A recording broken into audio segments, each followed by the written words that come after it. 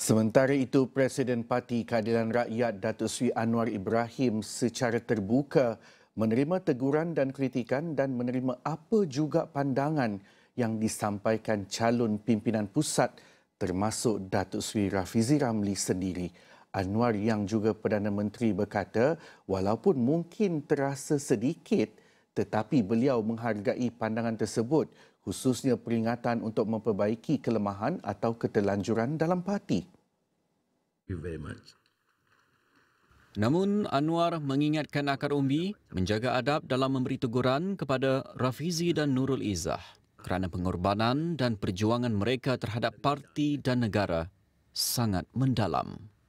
Kita boleh tegur, kita boleh tak setuju, tapi sudah percayalah pimpin-pimpin kanan. Sebab tu saya sebut di mana tu hari majlis.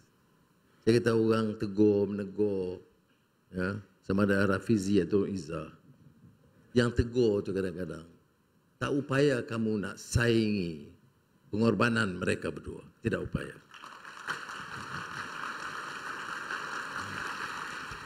Jadi nak tegur-tegurlah. Tapi janganlah lupa. Berbanding dengan kehebatan dan kekuatan mereka dan pengorbanan mereka, tak ramai yang boleh. Jadi, kalau terlanjur, mohon maaf.